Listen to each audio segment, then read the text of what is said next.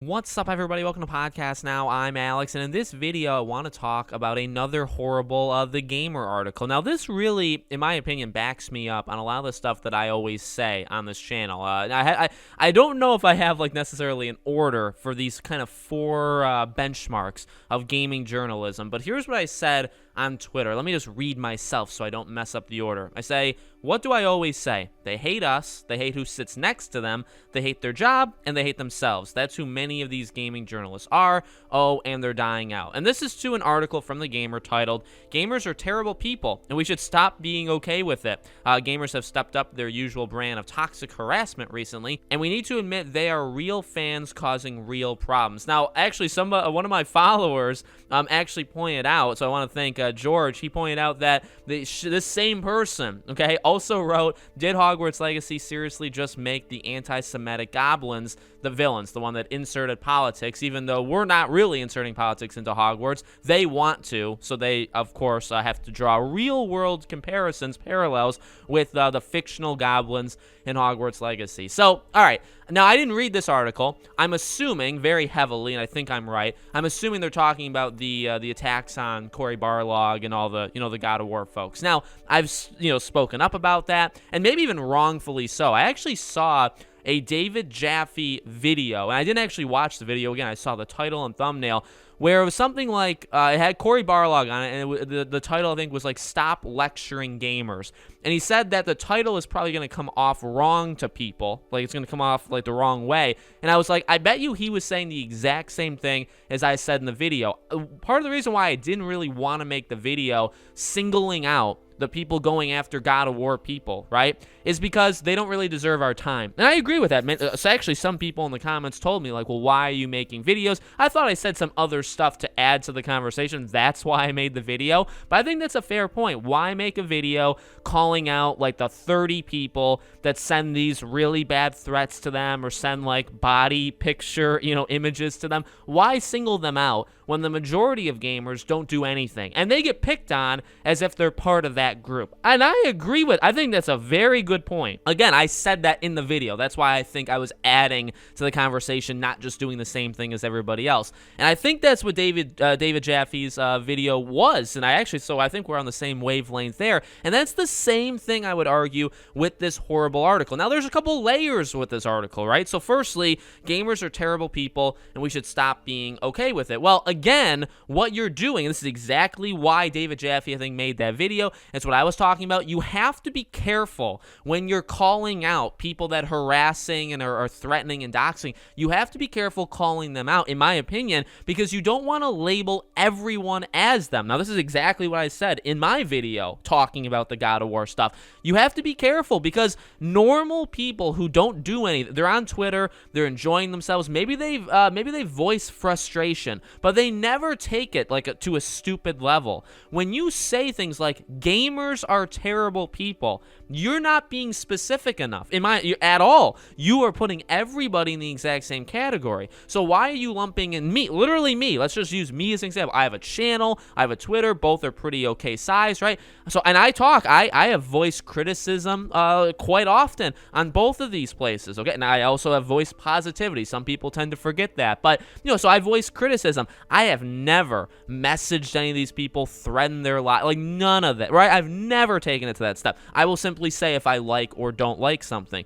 So when you say gamers are terrible people, you're lumping me in with the 30, 40, 50 people. Remember, these people are vocal minorities. That's what they are. They are vocal. They're very loud. That's what Twitter is in general. Twitter is a group of people that think they represent the whole world. They think that, that's the only thing that there is. And they're insanely loud. And for some reason, companies bow down to them. Other people listen to them, even though they're just people that don't support things, don't buy things. Overwhelmingly, that's who these people are. So that's what it is. And they are the same people as you and me. That's what ends up happening. And that's why, I like Cory Barlog. I think he's a good guy. I think, honestly, he seems like he has a really good heart. He seems like a real human being, unlike other people in the gaming development world. Like, I really do like him. I don't think it was a malicious thing, like when he was saying, like, hey, knock it off, knock off the threats and stuff. I just think it was, like David Jaffe was probably hinting at, like, doing that's dangerous, because you're lecturing everybody,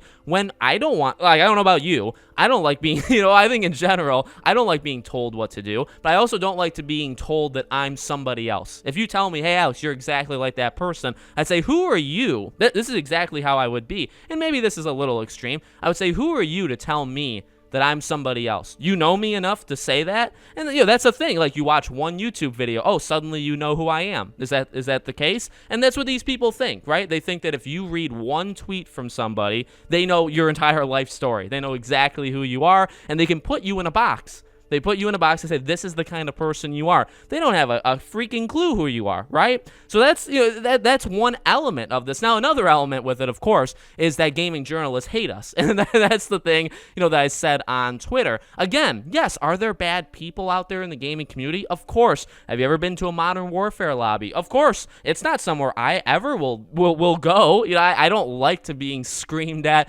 through party chat and stuff. Like, yes, there are bad people out there, all right? There's bad people everywhere. Now, I guess you could use reverse psychology, or just the reverse argument, and say, well, Alex, just because a few game journalists write this stuff doesn't mean they're all bad. No, they are. I think there's more than, because here's the thing.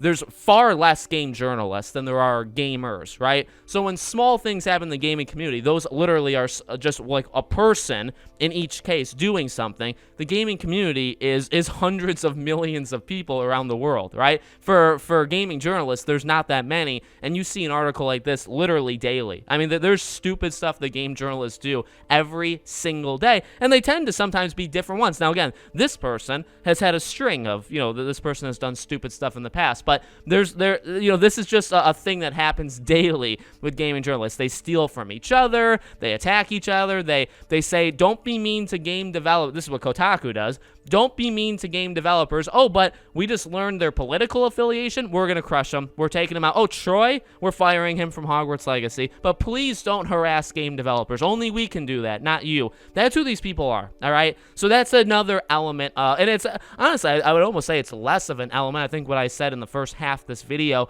is maybe more important. But that's another, it really is. Like, that's why I tweeted it. It's another thing to back me up. They don't like us. We know that. I mean, if you've watched this channel for any length of time, you should know that by now. You really should, okay? But if you didn't know that, now you do. They hate you. They don't like gamers. I've always said, like, they're in the wrong industry. They want to write for politics, or they want to write for something else, and they, for some reason, got stuck in the gaming industry, and they can't get out. I mean, that's literally who these people are. It just is. Again, not every single one of them. There are good game. In fact, actually, some game writers follow me and have messaged me. Like, I know some of them. They're fine. So not every single one, but like a majority. I would say the gaming industry, the gaming journalist industry, is filled too much, way too much, with these kind of people. People that just don't get it, or again, will lump us in with people that actually are bad, right? I mean, they're doing, like, those people are legitimately bad, but we don't deserve to be put in with them. But again, remember,